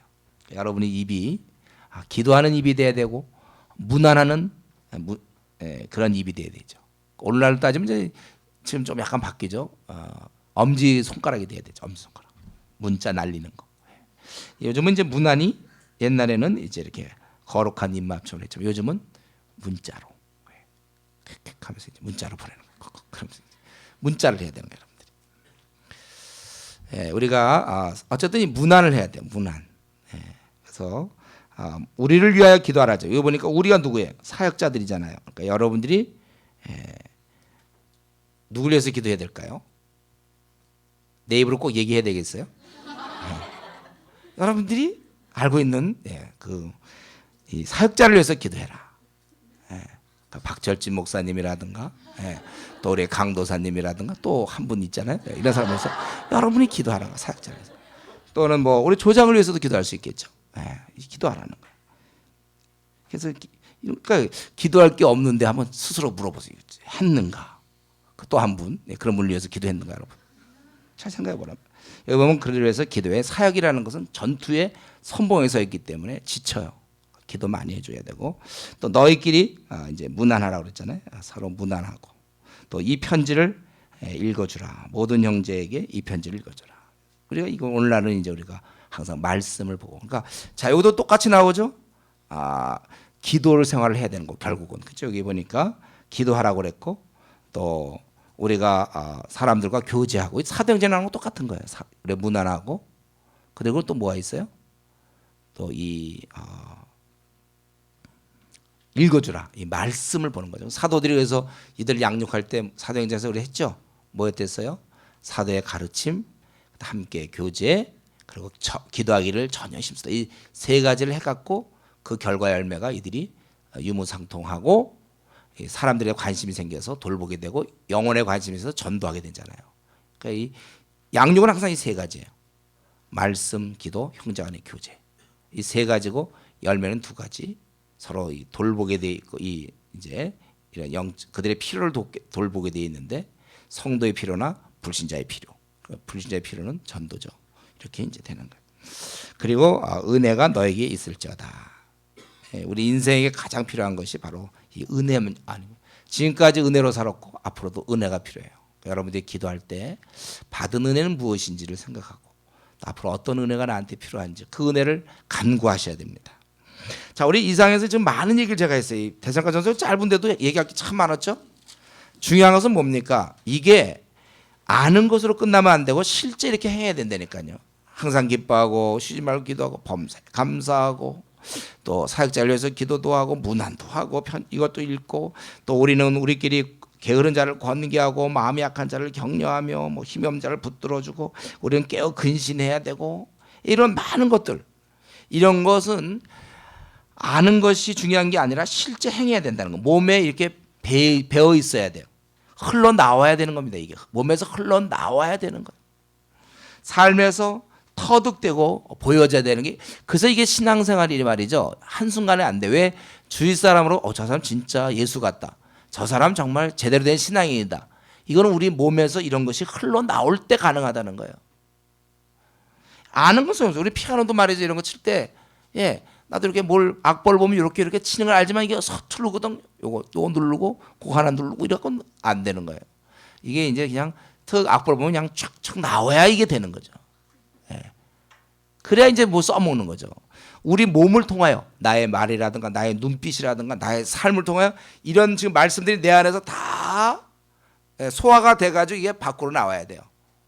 그래서 그의 삶이 항상 기쁘고 감사함이 늘 넘치고 불평이 없고 항상 기도하는 사람이요 돌보는 사람이고 깨어 근신하는 사람이고 이런 게 이제 우리 삶 속에서 나와야지. 성도는 이렇게 살아야 된다. 이거 알면 뭐합니까? 이게 나에게 있어서 얼마나 꽃 피우고 있는지. 내가 피아노를 따진다면 이미 이제 숙달돼서 이런 게 자연스럽게 이런 상황에서 감사가 나오고 저런 삶에서 내 기쁨이 나오고 그죠? 우리 안에 이런 것이 얼마만큼 꽃 피웠는가. 뭐 여러분이 오늘 기도할 때 이런 걸 하나하나 생각해보세요. 내가 정말 나에게는 항상 기쁨이 있는가. 또 내가 기도 생활은 어떠하며 나는 불평이 많은지 정말 감사한지 악과는 내가 단호하게 끊어버려. 이런 것들을 우리가 생각하면서 내 삶에서 이것이 꽃피워 드러나야 돼요.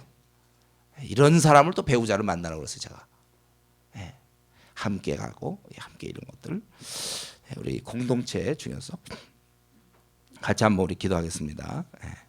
우리는 이제 주님의 오실 것을 우리가 생각하면서 기다려야 될 사람들이 좀 같이 한번 오늘 말씀 중 아무것도 좋으니까 한번 제가 좀 깨달은 거 위해서 기도하고 제가 기도하겠습니다.